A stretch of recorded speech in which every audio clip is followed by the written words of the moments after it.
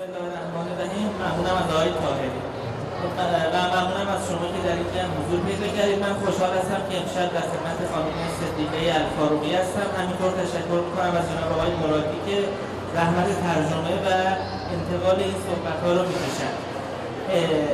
خانم الفاروقی، من اجازه بدید اولین سوالم رو اینطور از شما بپرسم. همین ما می‌دونیم شما یک بانوی مسلمان از ایالات متحده آمریکا هستید. به عنوان مقدمه و به عنوان شروع بحث ازتون میخوام خواهش بکنم که یک نمای کلی از وضعیت اسلام در آمریکای امروز به ما بدید که اسلام و مسلمانان امروزه در آمریکا چه وضعی دارن تا بعد حالا وارد جریان زندگی و مبارزات شما بشیم که من میدونم واقعا جالب و حیرت انگیزه.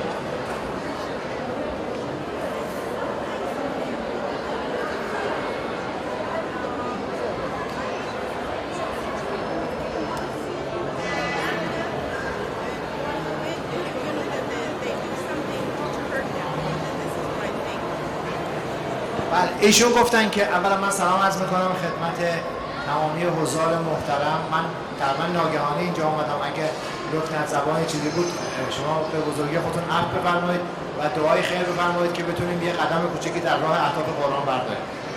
ایشون گفتن که مسلمانان این روزا تحت فشار زیادی در آمریکا هستن، البته به خاطر اعتراضات و مسائل حقوق بشری ظاهراً یه سعی شده که این مشکلات مسلمان‌ها کم بشه، برطرف بشه و به اونها آزادی داده بشه.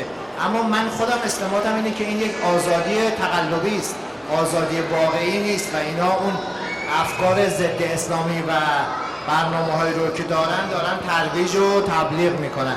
من فکر میکنم شما این بر بشینید بهتره، چون صدای خانمم با بلندگو من بشنوم، چون در حالت عادی صداشون قابل فهم نیست.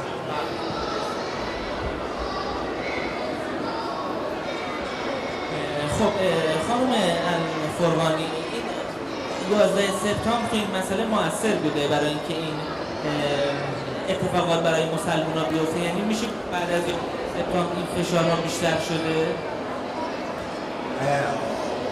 What is the relation between this aspect and the 11th of September? You know, do you think that after the 11th September this pressure has been increased more and more daily?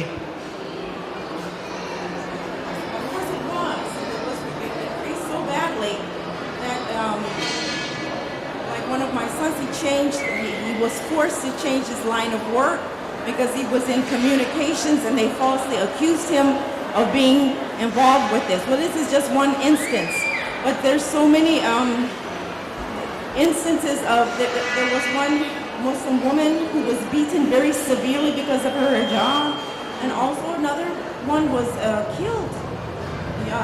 She was an Iraqi sister in America and she was killed just because of her hijab. And this is, of course, it has become worse after September 11th, and it is just, but America, I must add, it is not only the Muslims that are under pressure in America. America does not like organized religions at all. Any remembrance of the holy name of God in any form, they don't like it. But devil worship, they're free. There's devil worship societies everywhere and in America, and there's also, unfortunately, the Wahhab, the false section of they're not Muslims, but they're free in America. This is it. Please keep it with yourself. No, keep it in yourself. ببخشید متاسفانه من به خاطر سرصدای زیاد متوجه نمیشم ایشون چی میگم.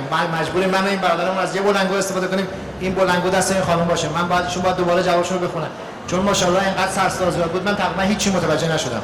بذارید من همون جای خودم بشینم و این بلندگو رو دوتایی با هم استفاده کنیم. من معذرت میخوام از حضار محترم. بله، بلندگو دستشون باشه دیگه مشکل حله. بالاخره ما تازه کاریم، تجربهمون کمه تو این انتقال بلندگو اینا. ببخشید به خوبی خودتون. اینجا هم که امکانات صدا و سیما رو که نداره. Please repeat your answer briefly because of the voice I could not understand you. I just said that after September 11th, of course, the pressure increased on the Muslim community. You know, and they they make so many false accusations because if we investigate this very thoroughly, we will see this is led back to the Zionist and the Jewish communities. They were the ones responsible for it, but they put the blame on the Muslims. You know, and after this has happened, there have been many like attacks, physical attacks on Muslims, and there was one sister who was coming out from the grocery store and she was beaten very badly. And this is, we just went over the year anniversary of one of the sisters from Iraq who was living in America who was killed just because of her job and being in the street. She was killed because of this. So that it is a false freedom sometimes that they're showing to the Muslims. It's not a real freedom.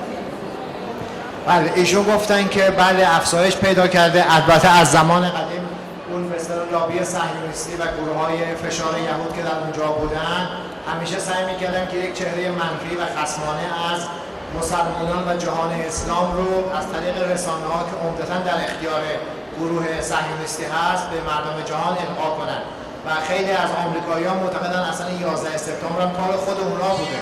اونا خودشون این برنامه رو چیدن که به نوعی تحصیل رو به گردن جهان اسلام بیاندازن و متاسفانه مردم آمریکا تا حدود خیلی زیادی زود باور هستن و هر چیزی که رسانه‌ها بهشون بگن اون با قدرت تبلیغ رسانه‌ها باور میکنن.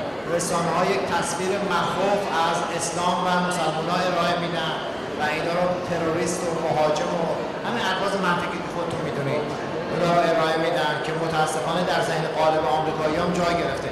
اگرچه در اونجا گروه‌هایی هستن که با این موضوع مخالفت میکنن، میگن این تبلیغات درست نیست، انسانی نیست. اینقدر که من فهمیدم. سوال بعدی من بیشتر راجع به زنای مسلمان در آمریکاست. حالا مردای مسلمان ممکنه چون توی خیابون راه میرن کسی نفهمن که اینا مسلمانن، ولی زنای مسلمانی که حجاب رو انتخاب میکنن اینا وقتی خرید روزانه‌شون رو میخوان انجام بدن، به بانک میخوان برن، میخوان به پارک برن، آیا با مزاحمتی روبرو میشن یا نه؟ About the Muslim ladies in US, you know, because they have a scarf and they have hijab, people could recognize that they are Muslim. So when they are doing their daily work, go for shopping, parking, swimming and things like that, is there any trouble for them? Is the people disturb them for that you are Muslim, you are terrorist and things like that, or no?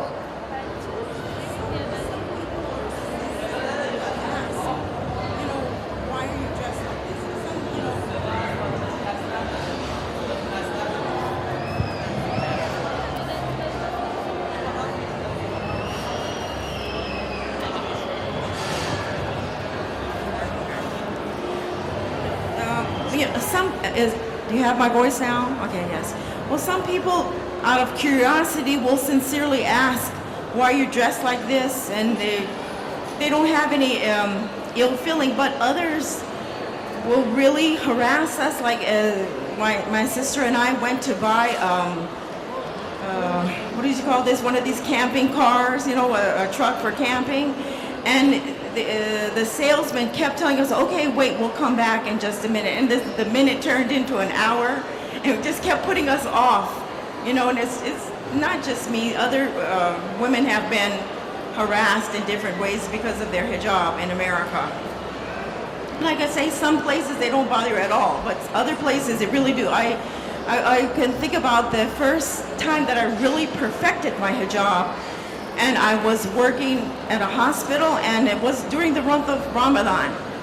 And my supervisor told me, okay, I see you have something new on your head, and I know this is a special month for you Muslims, and this is okay, but after this month, I don't want to see this. And I said, you're going to see this on my head because this is a part of my life, and you will see it. But what she did was she increased my workload so much that she kept giving me more and more patients to take care of until she literally made me sick. You know, it's like I exchanged that job for my hijab, and I prefer my hijab to that job. Okay. البته شما لهجه‌ش هم خیلی لهجه قوی انگلیسی است که من زیادم باهاش آشنایی ندارم، ولی اینقدر که فهمیدم صدای من میاد. ایشون گفتن که همه نوع عکس العمل هست به حجاب خانوما. خب یه دسته از مردم بی تفاوتن، یه دسته دیگه با کنجکاوی میپرسن این چیه که شما رو سرتون گذاشتی؟ این علامات چیه؟ برای چی؟ آیا شما مجبورید؟ آیا اگر اینو بردارید شما رو تنبیه میکنن؟ بعضی دیگه ما میگن ما میدونیم که این اعتقادات اسلامی است و خانم‌ها موظفن حجابشون رو رعایت کنن، ولی علتش رو نمیدونیم. علتش چیه؟ اگر میدونید برای ما توضیح بدید. همه نوع عکس العمل هست. البته اذیت و آزاری به اون معنا نیستش برای کسی که حجاب داشته باشه. کنجکاوی هست، گاهی اوقات هم یا شاید یه مطلقی چیزی بگن، ولی به طور کلی نه. کنجکاوی زیادی وجود داره، ولی اذیتی در این موضوع من احساس نمی‌کنم. خب حالا اجازه بدید برگردیم به زندگی ایشون زندگی خودشون رو در یک خانواده کاتولیک شروع کردن. اون اولین اتفاقی که با اسلام آشنا شدن و فهمیدن که حالا اسلامی هست که شما میتونید اون رو انتخاب بکنید چی بود؟ اون اتفاقی که افتاد چی بود؟ میتونن برای ما توضیح بدن؟ He asked what caused that you become a Muslim. As we know, you were in a Catholic family. What was your first experience from Islam? What was caused that you be attractive to the Islam? My brother, before me, became Muslim, and he taught me many things about Islam, and it was very attractive to me. It made sense. But one of the first things that happened to our social life, you know, as brother and sister, he ordered me that when we went out together, I had to have modest clothes, you know, and I liked it, and so I started wearing hijab from that time. But my father also liked it. He said, these are the clothes of Blessed Mary, the mother of Jesus. Their clothes are beautiful. Excuse me, I didn't understand. What was the relation with Islam for you? No, but I'm saying my brother taught me about it. My brother was the first one who's. Your father told you. My brother is the first one who's explained Islam about me. Yes. He became Muslim before I did. Yes. ایشون میگن من به عنوان مسیحی خب مطالعه کرده بودم راجع به حضرت عیسی و مریم را، چون در یه خانواده کاتولیکی بودیم مطالعات مذهبی داشتیم، ولی من برادرم مسلمان شد اولین بار. بعد ازش پرسیدم اسلام چیه؟ خب اسلام یه دینیه که حضرت عیسی و مریم و هم قبول دارن به شکل پیامبران و افراد بزرگ. من اومدم آشنا شدم، اول با حجاب آشنا شدم، فلسفه حجاب رو خوندم، دیگه کم کم مسلمان شدم. خب ایشون گفتن که اول برادرشون مسلمان شدن و بعد ایشون علاقمند شدن به اسلام. سایر اعضا پدر مادرشون یا دوستانشون واکنششون نسبت به این انتخاب ایشون و برادرشون چی بود؟ What was the reaction of your family, your parents, father and mother, and your friends about you for changing the religion? My parents, you know, we are very open-minded. They were open-minded. God rest their souls in peace. They're both dead now, but they were very open-minded, and they had. We had friends. They had friends. My mother and father of all different religions, and they accepted it very easily when my brother and I started practicing Islam. You know, they accepted it.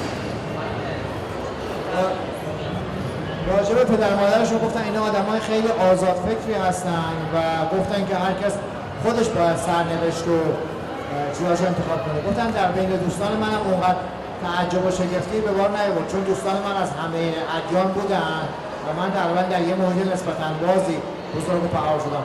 متاسفانه اینقدر سر صدا زیاده که من بغل ایشونم نمیفهمم ایشون چی میگه. وای به حال بقیه. حالا اینو واقعا دیگه نمیتونیم کاریش بکنیم، چون دیگه فضای به اینجا جوریه که سر صدا زیاده. حالا امیدوارم همه ببخشن ما. سوال بعدی من اینه که ایشون اون موقع دانشجو بودن و اگه دانشجو بودن در محیط آموزشی خودشون چه اتفاقاتی میافتاد وقتی که با حجاب میرفتن و در رشته تحصیلشون شرکت میکردن؟ He said that when you were a student in physiology, you became a Muslim. Yes, it is so. And the first days that you had cover and hijab, What was the reaction of your friends, other students, and maybe the professors to your hijab?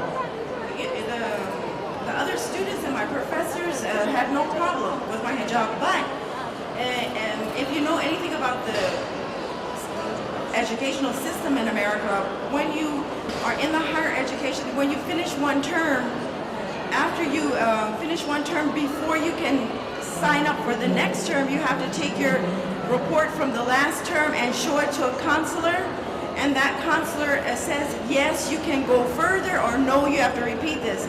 Okay, so before I had a kind of hijab, but it wasn't really correct. When I corrected my hijab and made it in a better way, then they start bothering me. It's like they would tell me, I would go to the counselor and say, oh, you have to repeat this. You didn't have a good score. Even though my score was good, he says, no, you got to repeat this, whatever.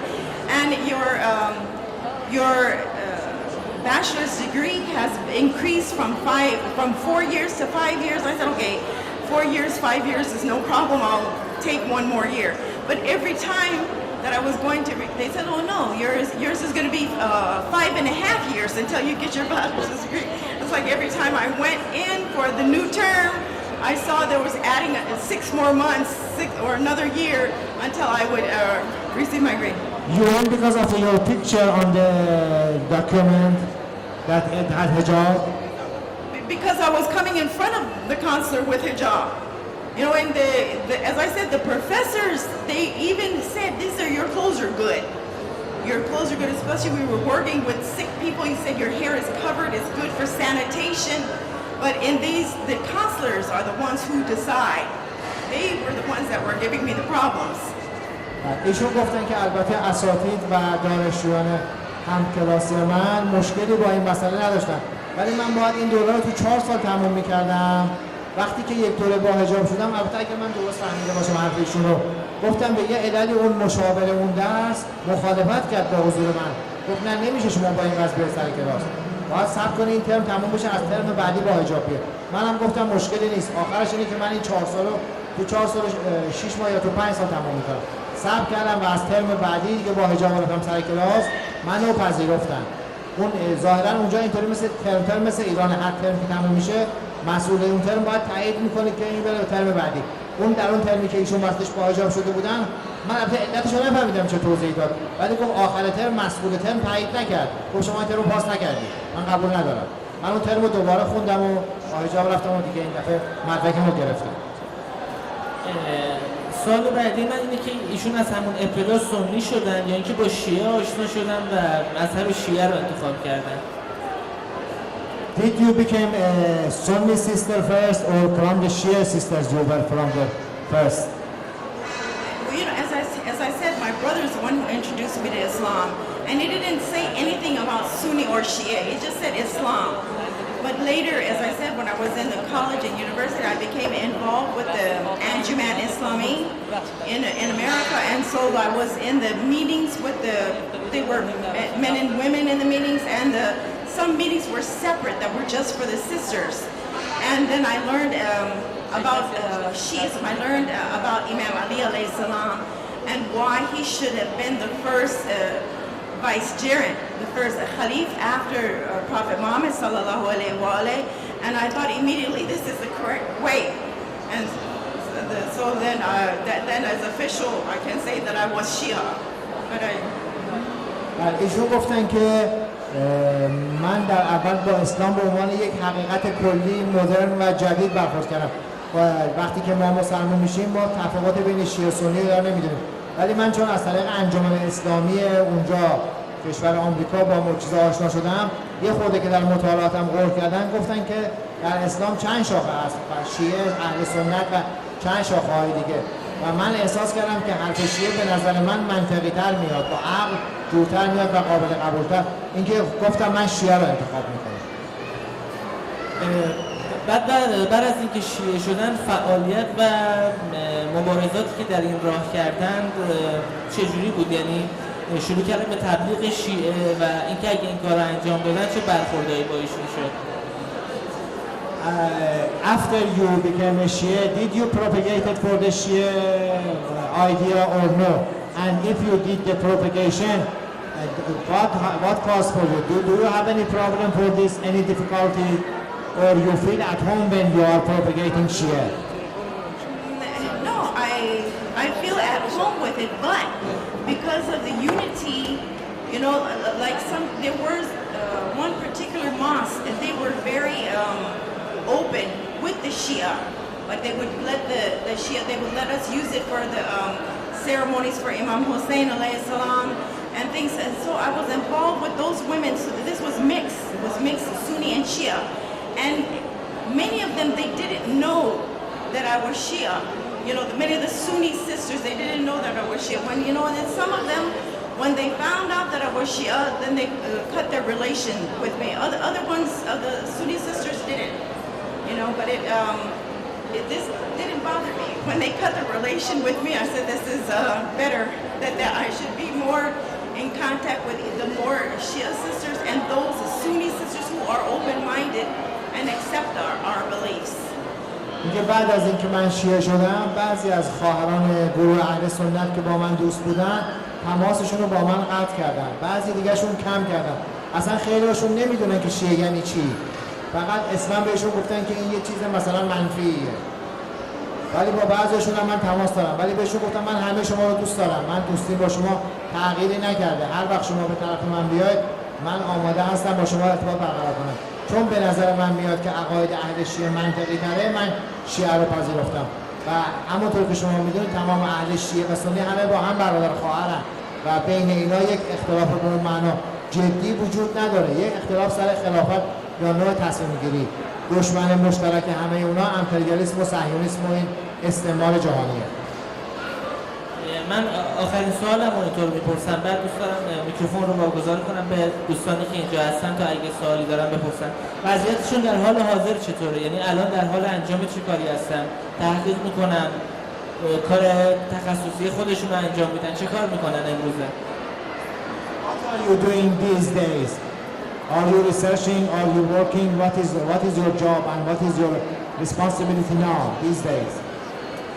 My responsibility now is I teach English, but I teach Islamic English because I always start my English classes with salawat, the English translation of salawat, and some of the verses and chapters of Holy Quran in English.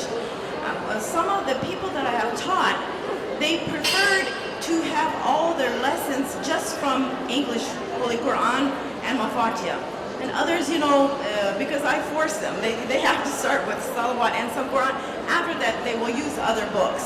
But this is part of my life. The other part of my life is trying to propagate the love and affection for Imam Mahdi alayhi salam. And as we know, in his government, there's no money. There's only salawat. So I try to spread the salawat in Arabic and in English. Did you do in US? In You live in US or here? I live in Iran now. I live in Iran now. ایشون گفتن که الان کاری که من میکنم، من انگلیسی تدریس میکنم، اما نه انگلیسی عادی، من انگلیسی اسلامی تدریس میکنم، یعنی همون مهارت‌هایی رو که در زبان لازم هست به سبک یک مسلمان. من درسمو با صلوات شروع میکنم و سعی میکنم که یک شاگرد زباندانی که در عین حال متخصص در دین و زبان هر دو با هم باشه، که این یک خلأ شدیدی است در جهان معاصر و اون اشخاصی که پیش من میان برای آموزش زبان عموما این روش رو میپسندن. من درسمو با صلوات شروع میکنم و با صلوات تمام میکنم. اما مفاهیمی رو که در کتاب‌های آموزش زبان گفته به شکل اسلامی و با توجه به ارزش‌های اسلامی به شاگردانم آموزش میدم. و کار دیگه‌ای که من انجام میدم، من تشویق میکنم مردم رو به توجه به فرج و انتظار برای فرج و هر کاری که بتونه زمینه رو برای ظهور حضرت مهدی به اصطلاح نزدیکتر بکنه و به نظر من منطقی و مفید باشه و انجام اون کار در توانایی من باشه، من اون رو انجام میدم. فکر میکنم الان وظیفه و رسالت من به عنوان یک زن مسلمان اینه. من یه سوال دیگه هم خاطرم اومد اینم بپرسم، گویا برای خانواده ایشون در آمریکا مشکلاتی به وجود اومده، حالا اگه برایشون مشکل امنیتی نداره بتونن راجع بهش توضیح بدن ممنون میشم ازش. we have here, maybe there is some problems about your security of your family in US. If it doesn't make you angry or you will not be harmful about this, please speak about one of that problems.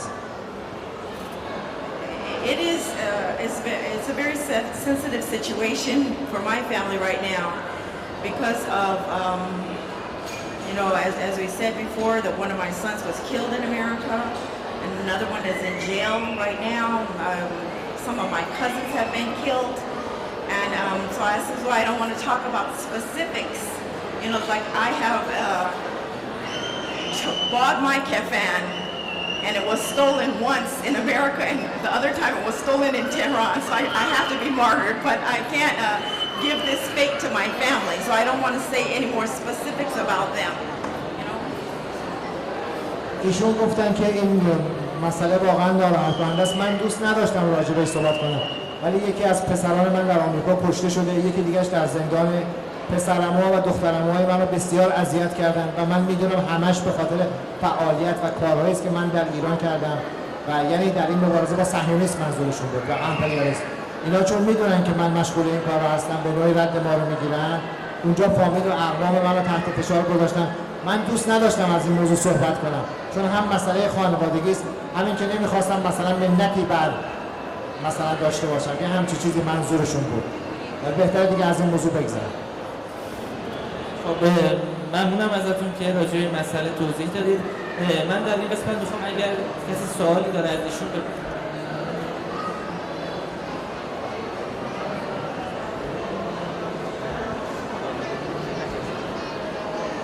سلام خدمتتون عرض می‌کنم. من میخوام بدونم که وقتی که مسلمان شدن به نظرشون اسلام دین سختی نمیومد و یکی این که میخوام بدونم که خودشون فکر میکنن تو وجودشون چه چیزی داشتن که توفیق مسلمان شدن رو پیدا کردن، چون ما همه اعتقاد داریم که تا کسی تو وجودش چیز خاصی نباشه همچین توفیقاتی نصیبش نمیشه. اگه لطف کنن ببینن تو برای ما بگن تو گذشتهشون چی میبینن که اون گذشته همچین آینده‌ای براشون رقم زد. خانم سوال اولتون خیلی جالب ولی سوال دومتون خیلی مبهمه، اصلا معنای خاصی نداره سوال دوم شما. که چی ببین همه انسان‌ها جسارت نباشه به شما. من خیلی خوشم همه آدم‌ها دنبال حقیقت میگردن، خیلی طبیعیه وقتی همه آدم‌ها دنبال تکامل و حقیقت میگردن. میدونی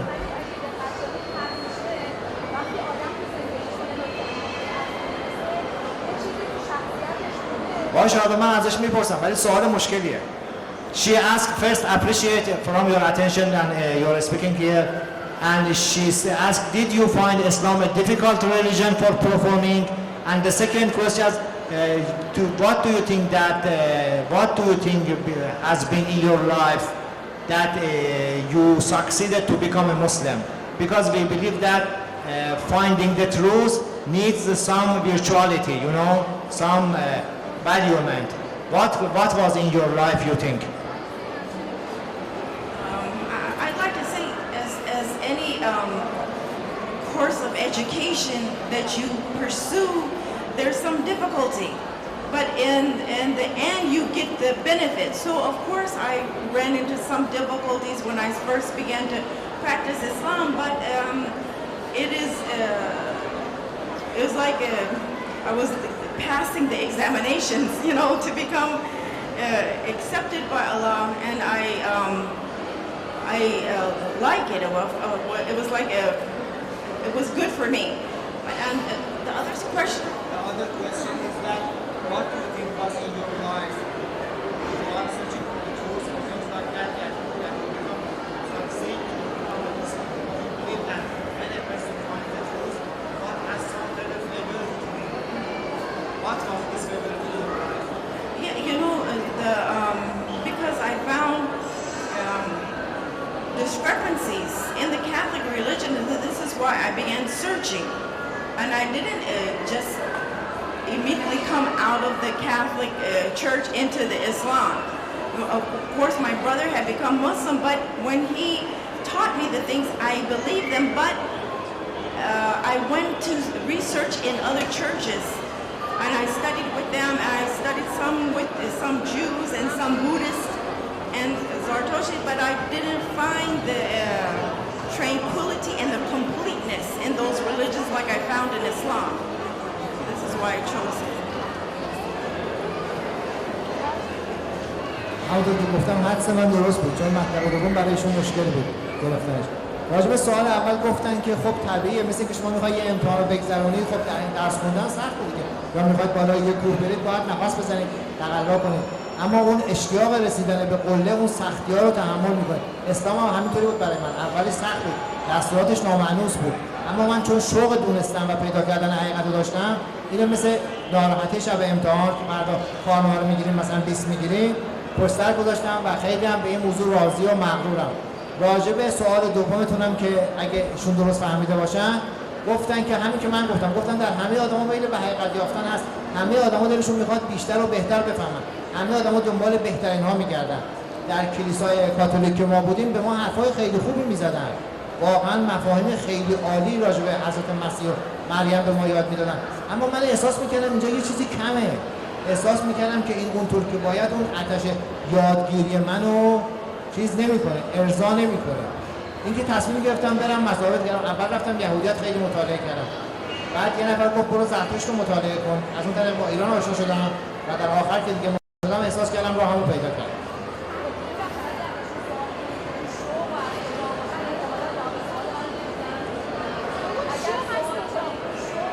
ببخشید خواهر، من معذرت میخوام، جسارت نباشه، این مفاهیم شوق اینا بیشتر شرقیه، میگم در کشورهای اروپایی اینا اونا به اینجور چیزا نگاه نمیکنن، اونا بیشترشون عقلیه.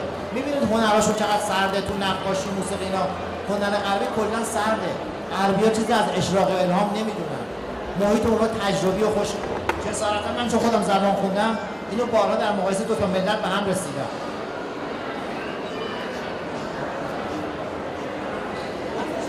گفت من کنجکاوی برای یاد گرفتن داشتم، میدونید حالا من نمیدونم این اسم کنجکاوی چی میشه گذاشت.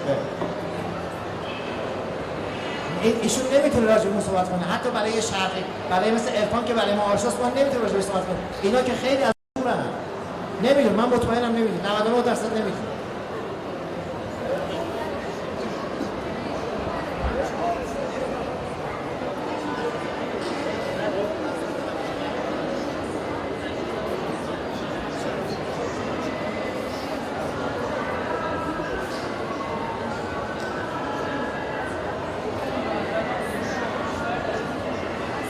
They ask when you find Islam, did you feel that you find the truth? You find a satisfaction for your demands and answer for your needs? What was your feeling and your reaction in mentality and in your passion and heart when you become familiar with Islam? It was a very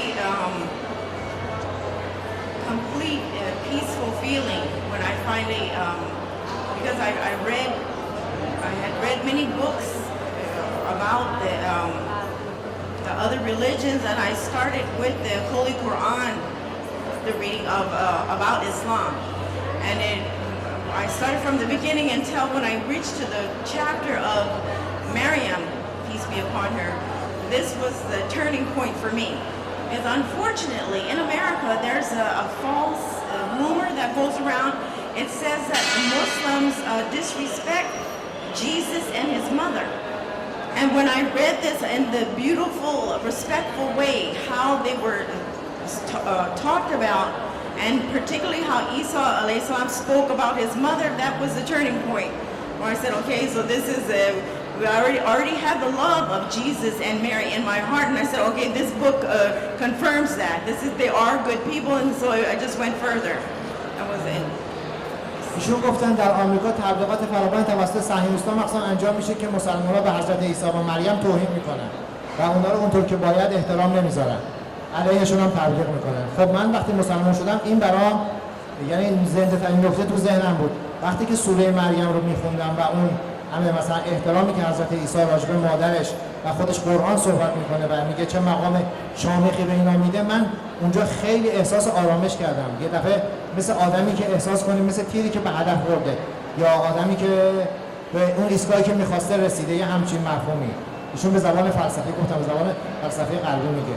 یه دفعه من احساس آرامش کردم، همون آرامش یا تسکین خاطر رو وقتی اون آیه های قرآن که خطاب به حضرت عیسی و مریم خوندم احساس کردم که نه، مطلب همینجاست و اینا هر چی راجع به توهین مسلمان‌ها به حضرت عیسی و مریم میگن چرت و پرته. اونجا بود این اگه منظور شما. من در این نقطه موقع تلاوت این سوره به این نتیجه رسیدم. بالاخره شما جوابتون رو گرفتید. سوالی هست؟ عرض سلام و خسته نباشید. خواستم ببینم که شما حضرت علی رو تو دین اسلام و به خصوص شیعه، چون شما شیعه شدی، چجوری دیدی و حس ابتداییتون نسبت به حضرت علی چی بوده؟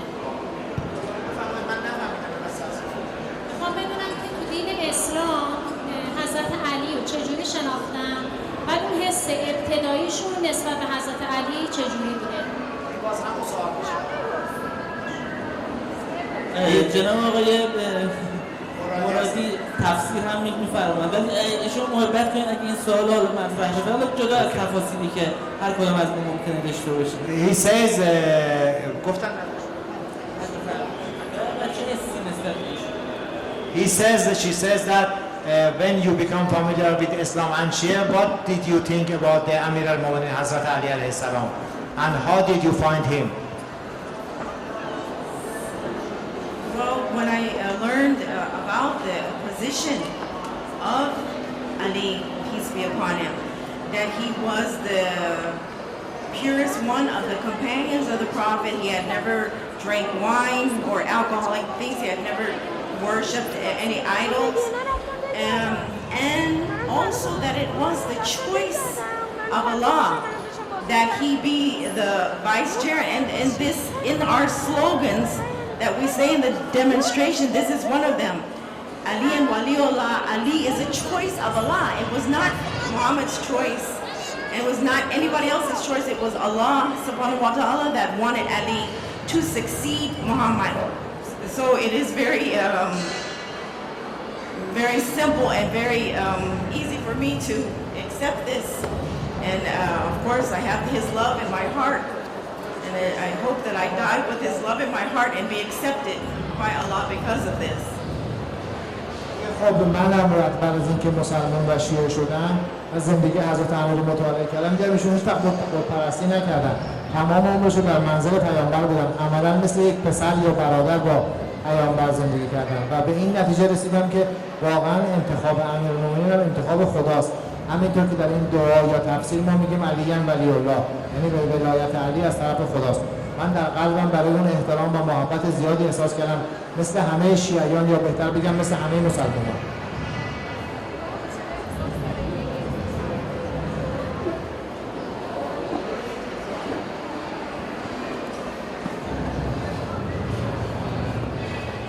بسم الله الرحمن الرحیم. خواستم در مورد فضای عبادت مسیحی‌ها بیشتر بدونم که اونا میرن تو کلیسا در واقع چیکار میکنن؟ دعا میخونن. فضای عبادت اونا چجوریه؟ بعد در مقایسه با عبادت مسلمانان، نماز اهل ایمان تو اسلام با مقایسه داشته باشن. خیلی سوال خوبیه. He says, is there any, he want first attention and appreciation to you.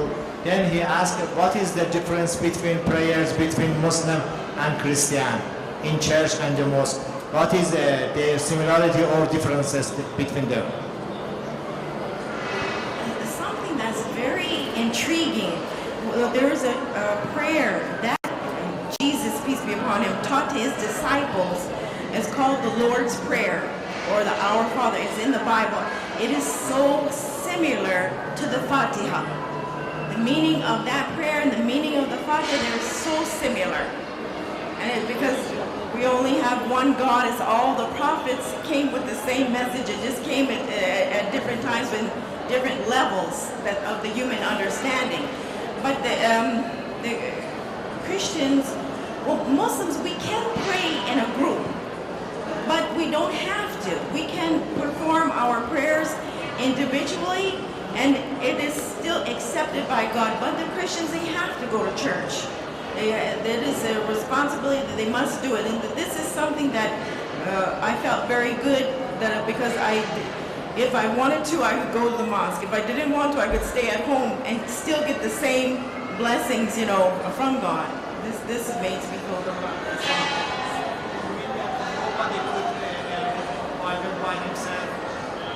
No, they can read Bible alone, but for their prayers, you know, they gotta go. ایشون گفتن که خیلی از مفاهیمی که در انجیل هست به قرآن نزدیکه. مثلا مفاهیم سوره فاتحه رو ما شبیهش هم در انجیل داریم که حضرت عیسی میگه خداوند میگه که شما نماز بخونید یا مثلا سجده بر خاک بذارید و عبادت کنید. خیلی از مفاهیم و دعاهای انجیل و قرآن به هم نزدیکه، اما تفاوت اساسیشون اینه که مسلمان‌ها میتونن نماز رو هم به جمع بخونن هم به فرادا بخونن. یعنی اگر یک نفر نتونه مسجد بره میتونه تنهایی بخونه حتی چند سالم. ولی در مسیحیت همچین چیزی نیست. اون دعاها و اینا حتما باید دست جمعی خونده بشه. یعنی اگر کسی به هر علتی نتونه به کلیسا بره عملاً از فیض اون دعاها محرومه.